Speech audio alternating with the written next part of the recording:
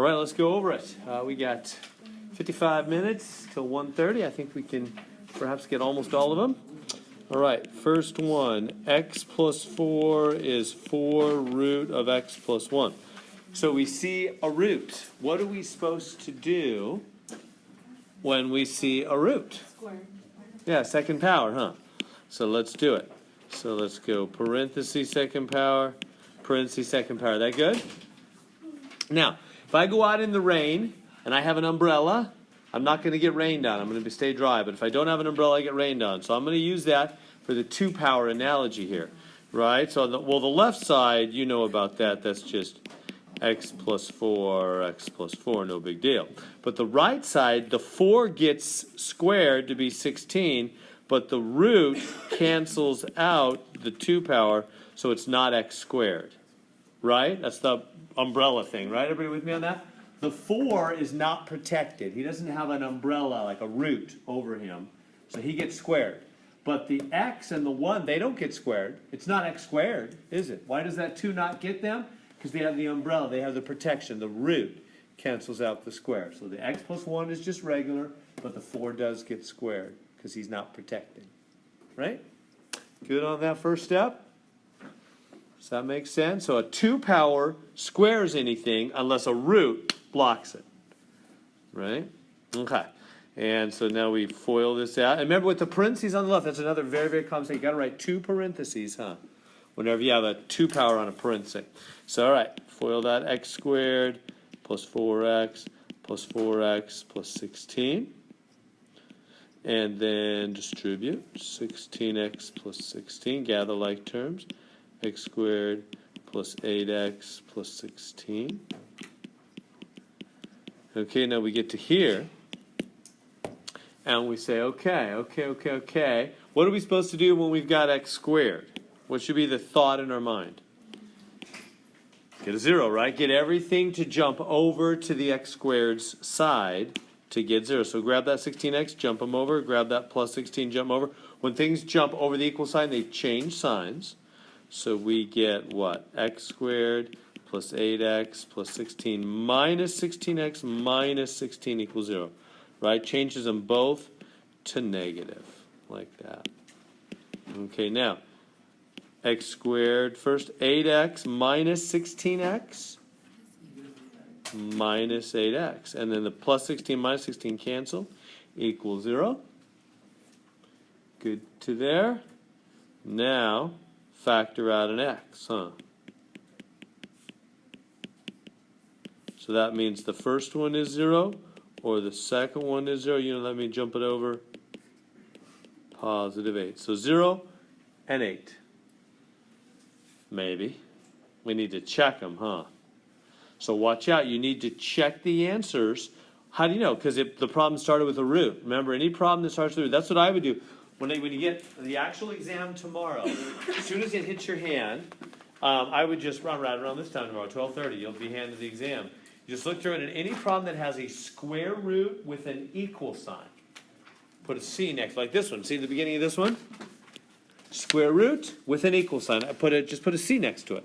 Look at number 2. Well, we kind of need a fresh screen now. But look at number 2. Square root with equal sign. Put a C next to it. Look at number 3. Square roots, no equal sign. No C next to it. Right? Number 3 is not even an equation. You're not even solving for x, you're just simplifying. Although it's got roots, it's not roots with an equals.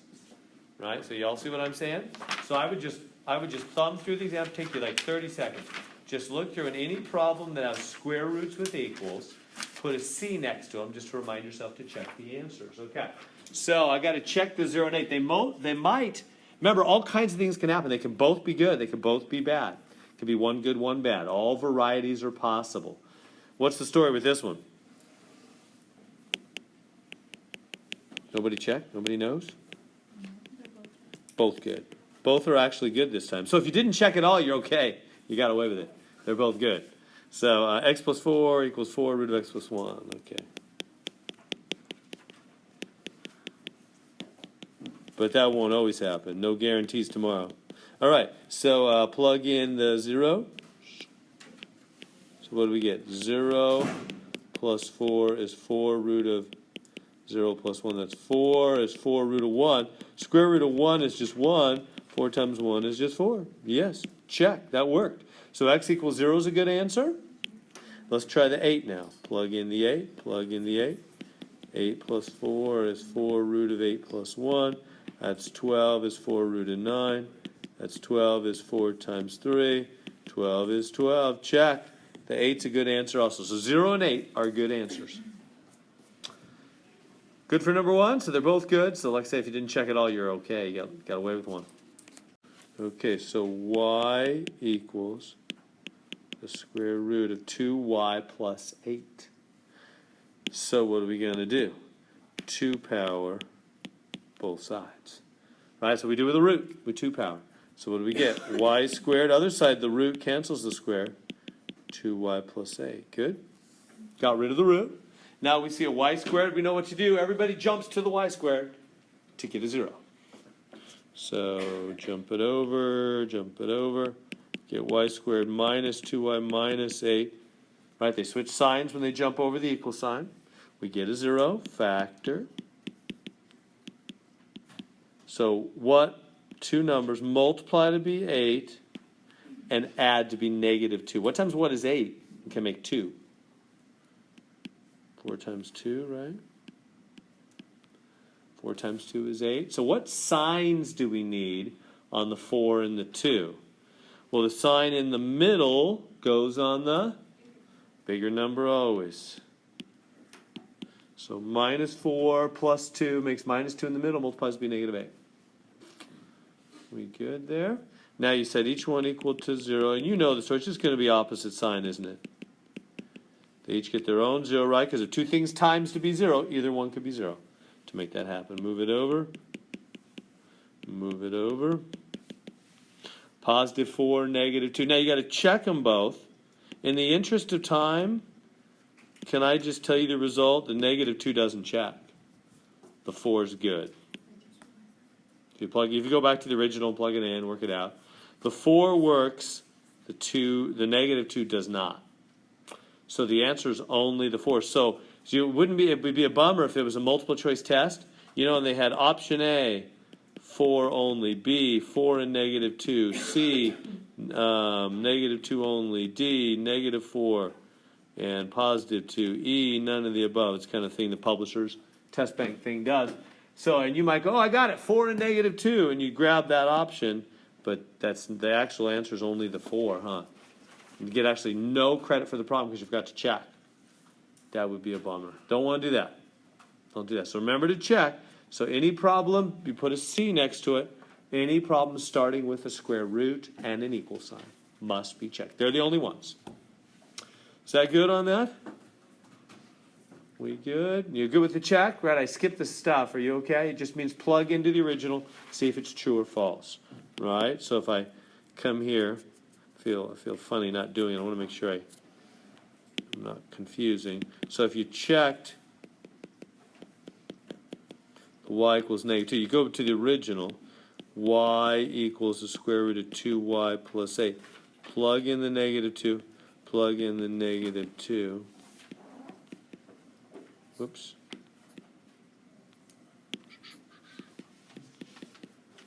And that would be what? Negative 2 equals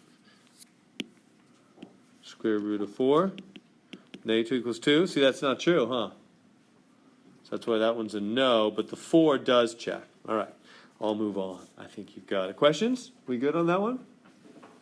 All right, so number 3, square root of 108x over the square root of 3x. What do we do with that one? Well, we could do that, but there's an easier way. Can we just divide those things? Because they're in the same world, right?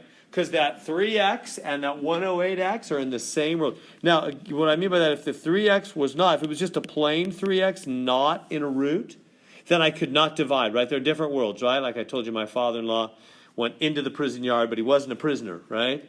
So, right, it makes a world difference whether you're in or out. No interaction, right? So the fact that they're both square roots, they're in the same world. They can divide, multiply, and do everything, right?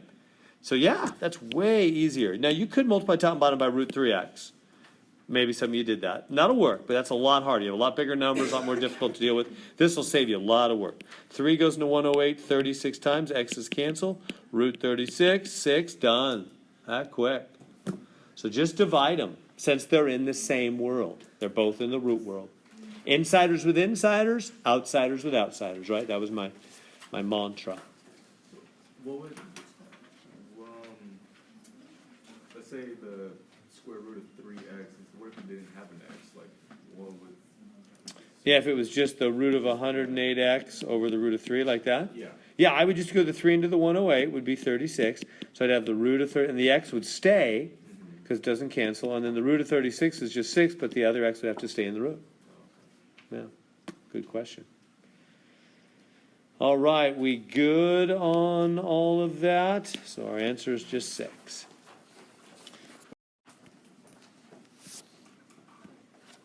So number 4, square root of 24x squared y. The fundamental idea with roots, 2 in, 1 out, 2 in, 1 out, right? That's what we're supposed to do with roots, 2 in, 1 out. So let me take that 24 and go 4 times 6, 2 times 2, 2 times 3. Just break down that 24. 2 2's in, 1 2 out. It's the fundamental rule for the roots. And then 2x is in, 1x out. So we end up with a 2 and an x out. What's left inside? 2 times 3, which is 6, and the y. 6y. Does that make sense? 2 in, 1 out. So 2 2's in, 1 2 comes out. 2x is in, 1x comes out. But the leftover 2 times 3, since there's just 1 2 and 1 3 extra, they have to stay in. They're not twins. Only twins, matching twins, can come out. And then the extra y. So 6y stays in. Good. All right, let's do number 5. 5 is a graph. I think I'm just going to go to a fresh screen there. 4x plus y equals, is that negative 2? Yeah. Let me erase this. Yeah. 4x plus y is negative 2. So number 5.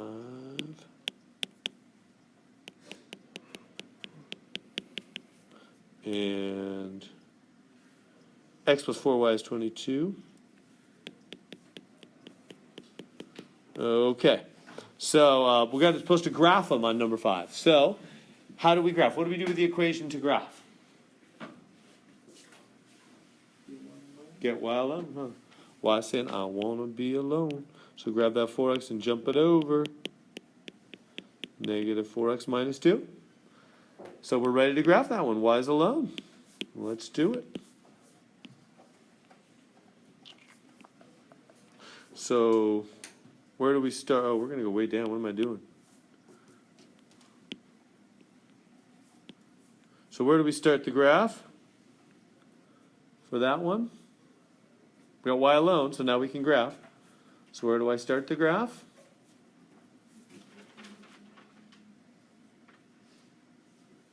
Negative 2. Negative 2. Yeah, good.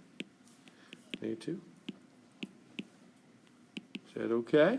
And then so that's the first dot, right? Whatever number's off to the right. It's our first dot. And then where do we go from there? Well, you just do the rise over the 1, right? The fraction in front of x, and you got to put a 1 in the denominator.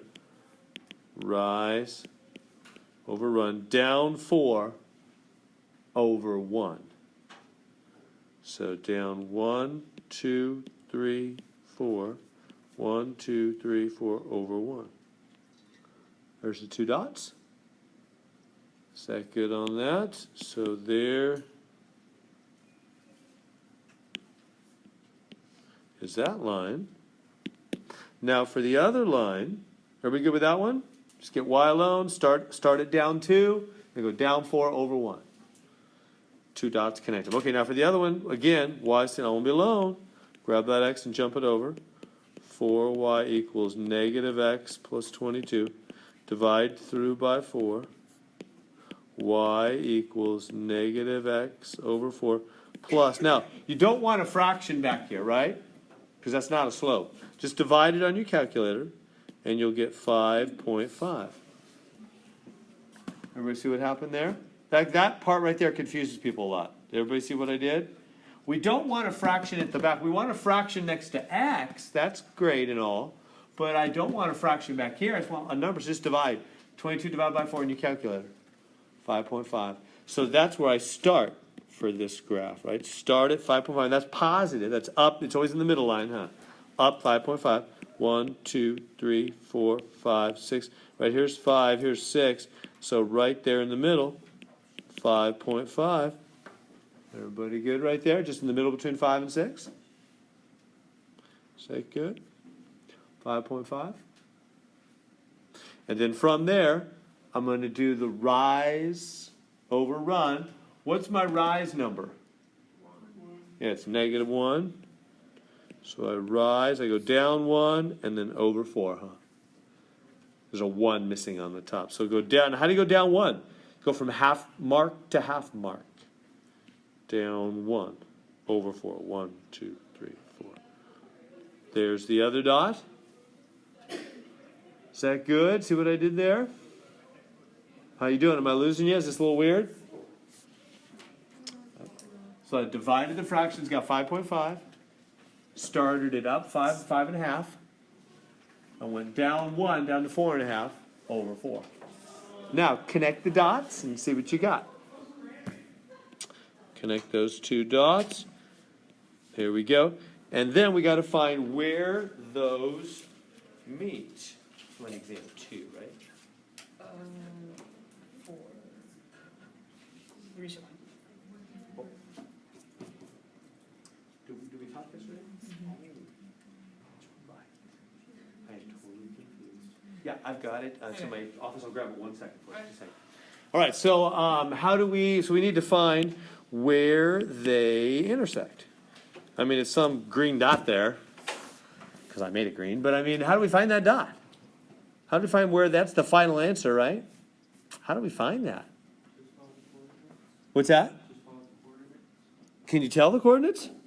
Can't you just do like, the first plus y minus 2, and then you do what we've been doing with the x plus y plus 4y minus equals 22? So I think so. find x and y that way? I think so, yeah. So in other words, this method, this graphing method is so lousy that it's actually better to do, how are you going to find that point? I can't even tell that. You could try to guess. Looks like it's back 2, maybe up 7 or something, kind of guessing. You can kind of guess around, right? Question though, what do you want for the answer when you do solid system like graphing? Do you only want the graph, or you want the intercept as well on the answer?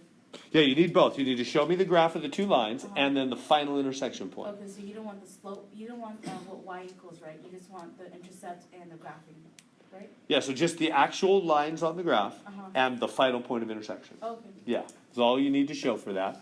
So, yeah, how do I find that? I could just I could guess. I think it's back 2 up 7, isn't it?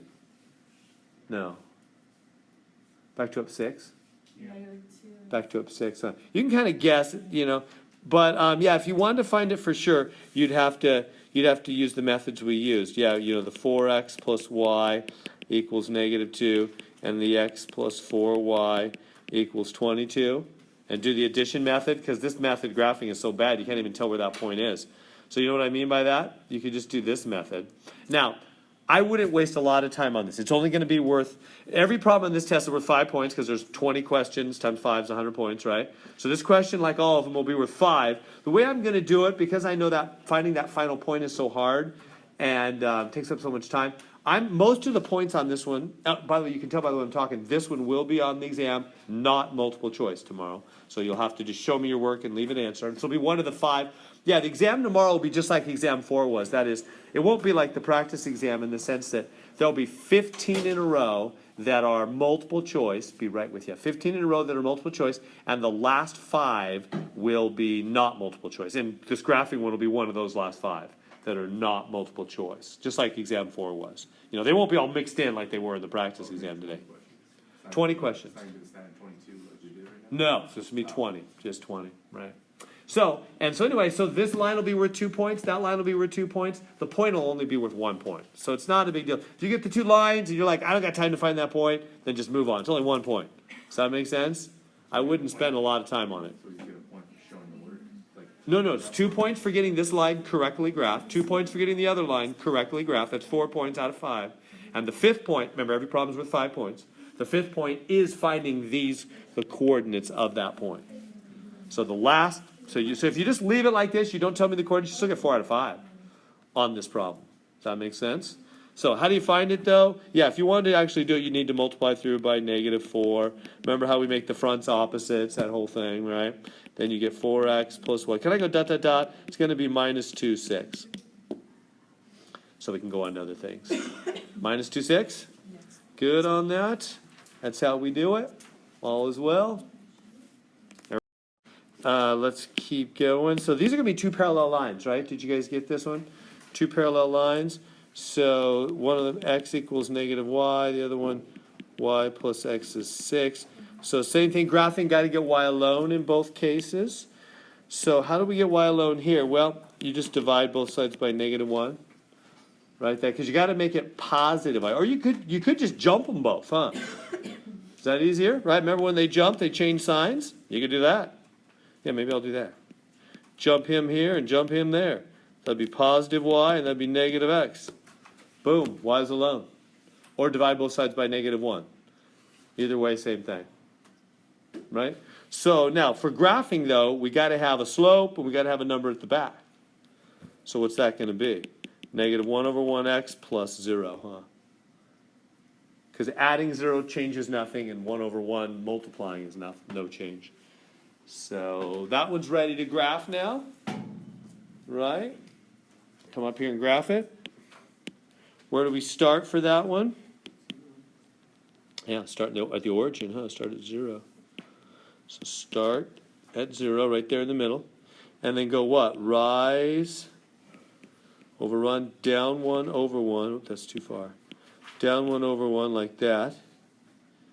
Down 1/1. Connect to the dots like that. There we go. Is that good? Now for the red one, over here, same thing, got to get y alone, jump the x over, -x plus 6.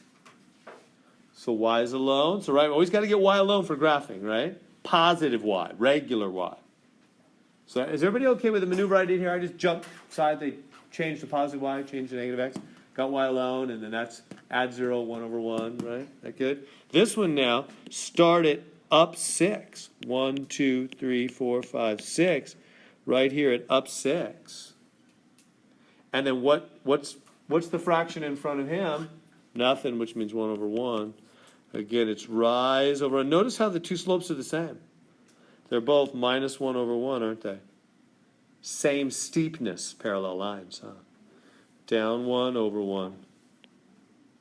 So parallel lines, what's the answer to the question then? No, so because they don't intersect, huh? Right? Where they intersect is supposed to be the answer. They don't intersect, no answer. If the two lines are right on top of each other, what's that answer? How many intersection points do they have when they're right on top of each other? Many. Infinite. And many is true, but infinite's even better true, more true. Is that okay? We good on that? Keep moving.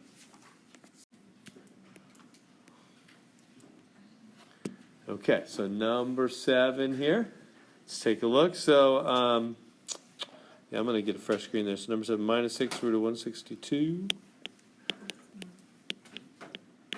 plus, what was it, 7√98. Okay, so got to simplify, huh? So just break them down. 2 times, what's that, 81? Which is 9 times 9. Right there, as soon as you see a pair of 9s, you can ship out a 9. It'll multiply the -6 that's already out there. Does that make sense? You don't have to break down 3, 3, 3, 3. You could, but why bother? You see 2 9s, ship them out. Right? Remember, we're looking for twins. As soon as we see twins, 2 for 1. So out comes the 9. That'd be -54. Square root to the 2 is left. Good. 98, 2 times 49, 77, 2 7s in, 1 7 comes out, multiplies the other 7 that's already out there. with the 2 left inside.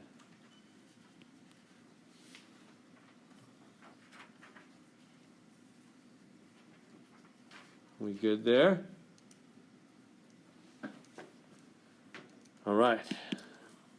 And then putting it all together, minus 54 plus, now they're like terms, plus 49, what's that, minus 5 roots of 2. Minus 5 roots of 2. Good? Questions on that one?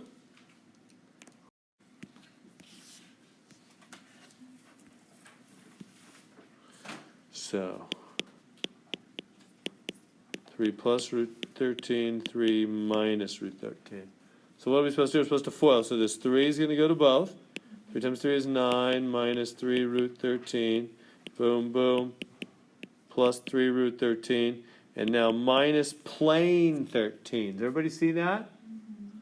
Right, why'd that happen? Because it's root 13 times root 13. Again, the twins, right? We can see the twins inside the root. 1 goes out. So when I have this positive times negative makes negative. Root 13, 2 13's in, 1 13 out. Is that good? And then these cancel. So it's just 9 minus 13, negative 4. Good. Let's go on to number 9. Square root of 4/5. So that top 4 is rootable. The bottom 5 is not. Notice the root is on the entire fraction. So it's trying to root them both. So what do? You root the top number, it becomes 2. The bottom number, the root stays on it because it can't root it. So let me say that again. Does that make sense? So on the 4 on the top, the root was able to root 4 and make it 2, so the root's gone. That makes sense? When the root is able to root something, like the root of 9 is 3, or the root of 4 is 2, or the root of 25 is 5. When a number is rootable, when it can be square rooted, when the square root does it, then he's gone. When he does his job, he's out of there. So he left the top, right? Why? Because he square rooted 4. He turned it into something else, didn't he? The square root of 4 is 2, so there's no more root up there. He did his job, he's gone. On the bottom, he's still there because he can't root 5. Does that make sense? He stays there because he can't root the 5. Now, we can't leave him there. We can't leave a root on the bottom, so what do? You know, multiply top and bottom by root 5. So we get 2 root 5. On the bottom, the twins, 2 5s in, 1 5 out. There's our answer. Good. Questions? Let's try 10. Number 10, root of 9/20. Same thing. You can root the top. The root of 9 is just 3. That's pretty easy. And then the 20, break it down. 4 times 5. Hey, Sydney, exam 1? Yeah. Thank you. You could be in the back. You can be some desk. Okay, thank you. So root of 9 is 3. And the 20, 4 times 5. And the 4 is 2 times 2. Right? So 2 2s in, 1 2 out, leaves a 5 in. But we're not quite done. But is that good so far? Everybody see what happened there? So you can square root the 9. It's just 3. Right? So the root's gone. He's not up there anymore because you square rooted the 9. And on the bottom, I broke it down. 4, and that's 2 2s in, 1 2 out. 5's left in. Okay, now, we can't leave the root on the bottom. Got to get rid of that root. How do we do that? What do we do to get rid of that root? We're going to multiply top and bottom by root 5, right? So we'll get 3 root 5 over what? What do the root 5 do? Make a plane 5 times the 2 that's already there is 10. And we're done. Does that make sense? The 2 twin 5s make a plane 5, right? Twins in, 1 out. And then 2 times 5 is 10. 3 root 5 over 10. Why can't I divide 5 into 10? Cancel, divide. Different worlds. In the jail, out of the jail. No interaction. Insiders, outsiders. No crossing the line. So we're done right there. Good? Questions? All is well? All right. Now number 11. Number 11's got square roots and stuff. So 2 over 5 minus root 2. Now, what about this problem should make you think, oh, this is going to be a harder one? This is going to be a harder one. Yes, good. Square root with a plus or minus. How you doing at the identification game? That's a lot of the battle on these, isn't it? Are you dead going, oh yeah, pluses and minuses, wreck algebra. Exactly. All the hard stuff is because of pluses and minuses. So when you see a square root on the bottom, along with a plus or minus, you should think right away, okay, that's going to be hard. I can't just go root 2. That's not going to do it. Something harder. Right? And then you probably remember, oh yeah, that's the opposite sign in the middle, huh? Right? Root. So when you got a plus or minus with root, use opposite sign. It's called the conjugate opposite sign. You don't have to know the name. Multiply by 5 plus root 2 over 5 plus root 2. Top and bottom, huh? Opposite sign. If it started with a plus, I'd use minus over minus, wouldn't I? You do the opposite sign. All right. Then what happens? Distribute 10 plus 2 root 2. On the bottom, 5 times 5 is 25. 5 times root 2. Yeah, outsider has to stay outside, insider has to stay inside. There's no making a 10 out of them. They stay separate. And now the minus root 2 goes to both. Minus 5 root 2. And minus root 2 times plus root 2. Negative times positive is negative. Root 2. Plain 2. Twins in, 1 out. That good? And then these guys cancel, huh? So what do we got? 10 plus 2 root 2 over 25 minus 2 is 23. Done. Is that okay? Questions on that one? So that's an important one. That'll be on the test tomorrow. That'll be on the final exam even. Definitely a plus or minus root problem. Questions I can answer on that? Will you recognize that tomorrow? Will you recognize it day after tomorrow with 40 questions on the final from the whole course all mixed up? You got a full sheet of paper. You can write anything you want both sides. So you got to recognize plus or minus with a root in the denominator. There'll be one of them on the final, I'm sure. You got to go, oh yeah, that's right. Opposite sign. All right, better get those word problems. All right. Okay, so number 12. Ann and Nancy use a metal alloy that's 12% copper to make jewelry. How many ounces of a 10% alloy must be mixed with a 18% alloy to form 96 ounces of the desired alloy? All right. Let me, you know what we do on these mixture problems. We did one on the quiz today already. So you do the 3 beakers or buckets or whatever, right? You put the percentages in there. 12%, 10%, 18%. If I write it that way, what should alert me that I'm wrong already? That's wrong. Yeah, which one of those 3 percentages is the highest percentage? 18, right? Which one of those 3 percentages is the lowest percentage? 10. So who's the middle? 12%. And where does the mid-level have to always go? Last. They're trying to fool you. This is the curveball I promised. Here it is. They're trying to throw the curveball at you. They're trying to trick you. Right here. Because they're mixing up the way. Up to now, all the mixture problems, we've been able to kind of blindly just follow the order they put them in the sentence and just all worked out. But here they're kind of mixing up the sentence. So you have to be remembering that the mid-level goes at the back. Right? So that 12%, the mid-level, has to be the one at the back. So I can't do it this way. It won't work. So 12% goes back here. And the other two, the 10, the other two, it doesn't matter what. You can switch them. It doesn't matter. But the 12 goes at the back. Why? Because you're mixing something stronger and weaker to get something in between them. The final thing they equal's got to be mid-level strength. Huh? Okay, now, what other number? They're giving me 96. Where does that go? 96 of the desired alloy. What's that? Yeah, it's what they're trying to make. They're trying to make 12% copper to do their jewelry thing. That's their desire.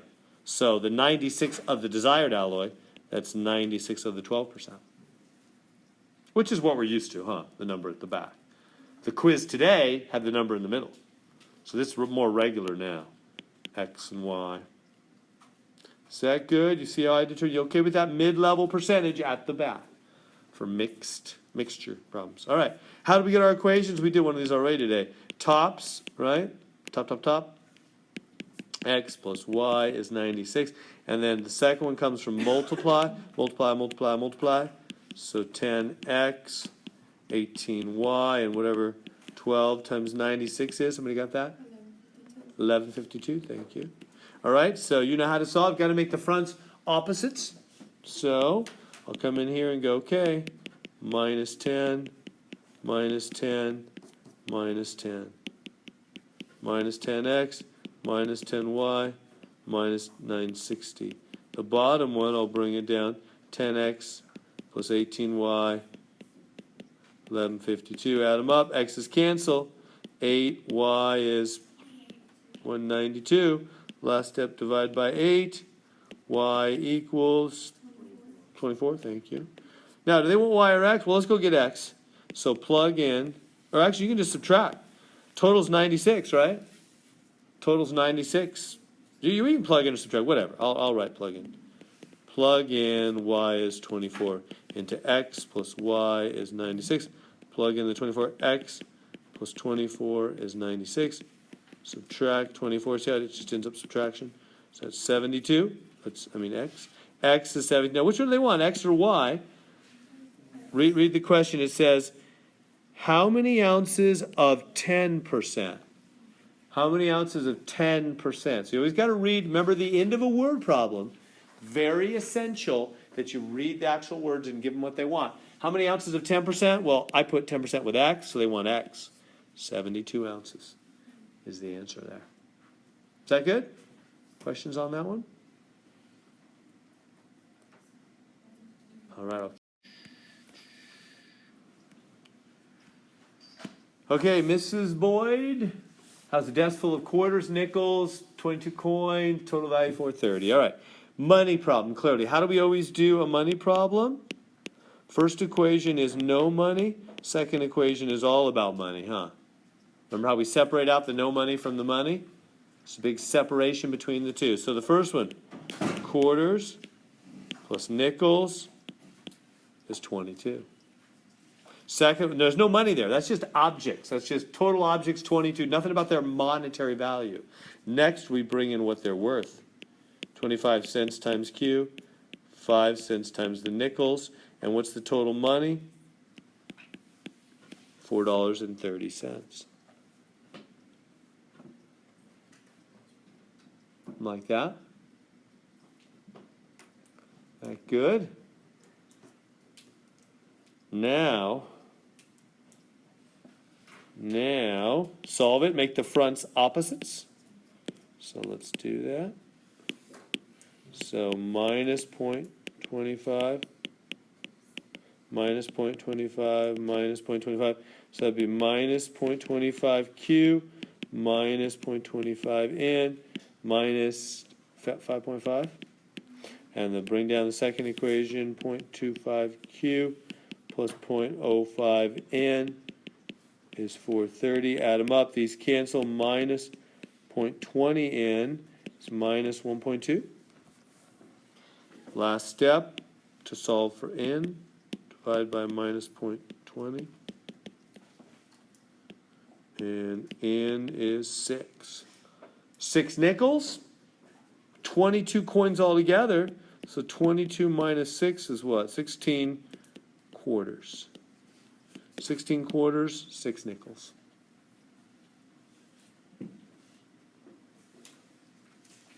Is that okay? Questions on that one? No troubles?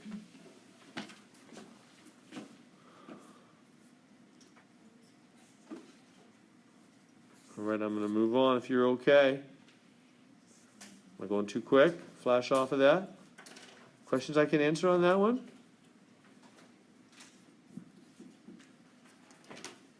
Okay. So 15's a travel. What do we always do for travel? Distance is rate times time.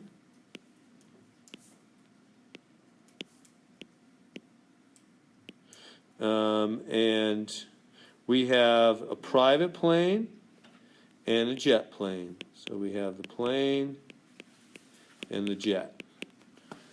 So remember how these work. Remember how the dirt ones work on this exam. The exam we'll take tomorrow. You get the right 4 boxes, huh? Remember earlier we'd get the left 4 boxes? They'll both be on the final. So you got to remember it could go either way. But for the exam tomorrow, we get the right 4 boxes. Remember, right 4 boxes. So here we go. The private plane goes 180 miles an hour. That's his rate. The jet plane, 324. Faster. Now it says 2 hours later, the jet leaves. 2 hours later, the jet leaves. What do I do with that? Yeah. X minus 2, and this is x. The jet gets the x minus 2. Does that make sense? 2 hours later, you have 2 hours less time to get there. You leave 2 hours later. Is that okay? Whenever they say 2 hours later, it's x minus 2, less time. Okay, so now I have the r and the t. Remember, d equals r times t. So this will be 180 times x. This box here, which I don't have room for, is 324 times x minus 2. Right? Because the d box equals the r box times the t box. Now, I'm going to take the 180x and set it equal to the 324x minus 2. Why are they equal?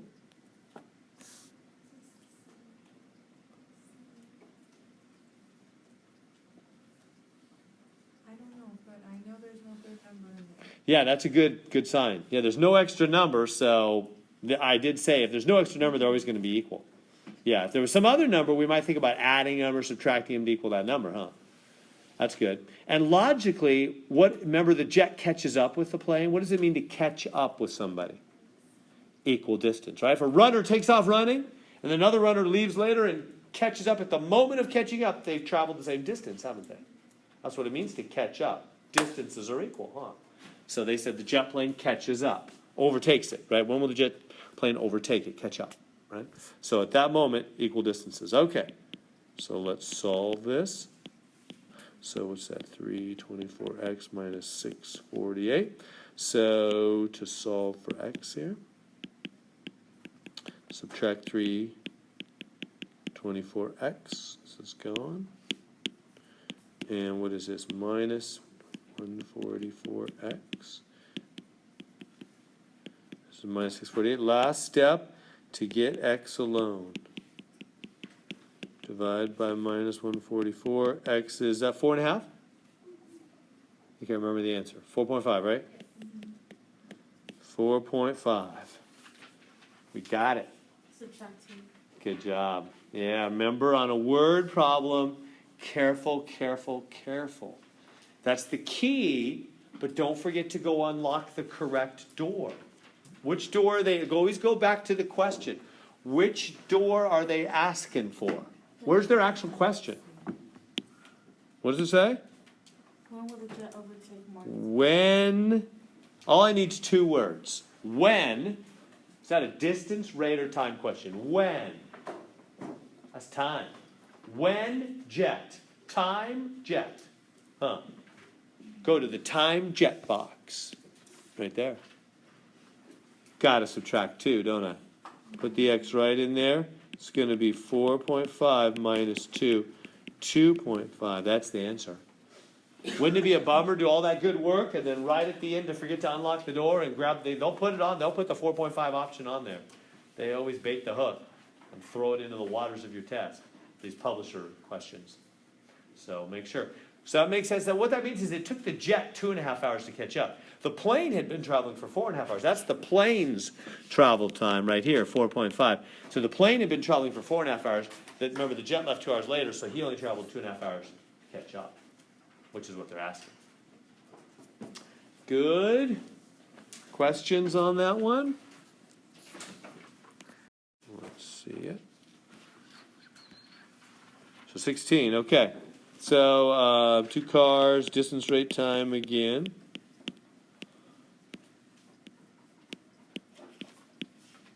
And it's saying, so number 1, number 2, car 1, car 2.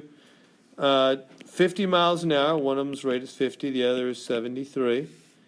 115 miles. 150 miles. Is that a distance, rate, or time? 115 miles. It's a distance, but I can't put it there, and I can't put it there. Why not? It's the total separation. It's not either car's distance alone. Make sense?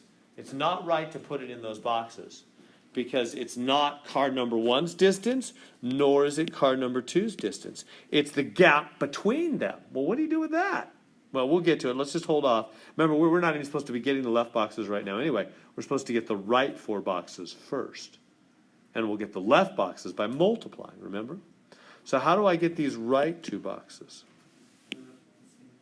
Yeah, look at that. Same time. They're both x. So remember the last one, the jet problem? He left 2 hours later, so he was x minus 2, and the other was x. But these are same time, so they're both x, aren't they?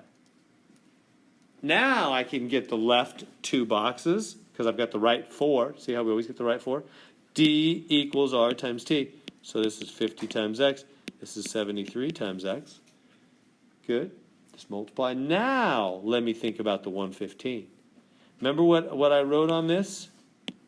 You guys never forget anything I say, huh? I talk at you for 3 hours a day. You remember every word. I said same direction, which is what's going on here right there. Same direction what? Subtract. Good memory. SS. If they give you a problem, and I don't even know what's on the exam tomorrow, if they give you a problem that where the cars are going in opposite directions, then that's add. So remember that we've had a couple of those, opposite directions is add, same directions is subtract. So subtract what? Well, these two. And you got to put the bigger one first when you subtract. So 73x minus 50x is the 115. Does that make sense on that? Got to subtract them equal to 115. So what's that going to be? 23x is 115 divided by 23. X is that 5? Yeah, 5. Now careful, is that the answer? It is. They say how long somewhere, don't they? In how many hours, which is time, which is just x, so yeah, it's just 5. In 5 hours, the car's. Do you see why you subtract? Because see, you have one car going faster, and start at the same time, go the same direction. One car going slower, right? So one car just is going faster, so he gets further and further and further ahead of the other. Right? The gap grows, and the gap, is 115 from there to there. Is 115. So you take the top distance minus the bottom distance. See, the top line minus the bottom line. The difference is 115, isn't it? The subtraction. See why that is? This distance, take away that distance, the difference is 115. The subtraction. That's why that's right to do. Whereas if they go opposite directions, like this, then you add their two. For the gap between them, they would add, huh? You see that? That's why same direction subtract, opposite directions add. For the gap between them. Good. So 18x plus 2y equals -1. 3x plus 3y is -3. Now you know how to do these, right? Let's make the fronts become opposites. So multiply through by -3. What do we got? -3x minus 6y plus 3. The bottom one is 3x plus 3y is minus 3. Add them up. X's cancel. Minus 3y is 0. Some people stop there and they say no solution. But that's not right. It's not no solution. We can't do that. It's why? When do we get no solution or infinite solution or all that weird stuff? Why is this not that? The letters both vanish when you get no solution or infinite solutions. Y has not vanished. He's still there. Does that make sense? Common. Can everybody hear me? If I've been doing the Charlie Brown 111, dial in with me again here. A lot of people make this mistake. I see lots of this on the exam. There's almost always one of the ones on the exam we take tomorrow where one of the answers is 0. It's just how the publishers pick those problems. So, and it fools people a lot. I don't want it to fool you. So know that 0 is a number. It doesn't mean no solution. No solution or infinite is when both x and y go away. Y has not gone away. Everybody see that difference? Y is like, I'm still here. Just finish me up, right? Divide by minus 3. Y is, what's 0 over minus 3? 0. Y is just 0. It's a number. 0 is a number too, right? 0, and then we just plug that in, right? So just plug in. Plug in y is there where to plug it in? Wherever you want. Let's grab the first one here. So that'll be x plus 2y is minus 1. Put in the 0. X plus 2 times 0 is minus 1. X equals minus 1. So it's minus 1 comma 0. Okay? So don't confuse getting an answer of 0 with no solution or infinite solution or something like that. Is that good? And then number 20, I can probably squeeze it in right here. Minus 2x plus 4y is 1. 10x minus, I always do that right there. Minus 20y is minus 5. So we got to make those opposites. The front, right? I always just make the fronts become opposites. So multiply through by 5. What do we get? Minus 10x plus 20y is 5. And then 10x minus 20y is minus 5. Add them up. 0, 0, 0. 0 plus 0 is 0. What does that mean? That's either no solution or infinite solution. That's one of the weird ones because x and y have both vanished. Everybody see what that means? When you get 0 plus 0 equals 0, that actually means infinite. So this one is infinite solutions. If you get something like 0 plus 0 equals 7 or whatever, that's the no solution. Yeah, make sure you know that difference. It's on the test, right? You want to know that. It's an important difference. Because 0 plus 0 does not equal 7. No truth, no solution. Maybe that'll help you remember. Put it on your 3x5 card. Just put these on your 3x5 card. Right? 0, 0, 0 is infinite. Because that is true. 0 plus 0 does equal 0. As simple as it is, it's true. There's answers there. Infinite number of answers. That means the two lines run on top of each other. Infinite intersections, if you were to graph those. This one, 007 or 003 or whatever, that's not true, no solution. All right, is that good? Questions on that?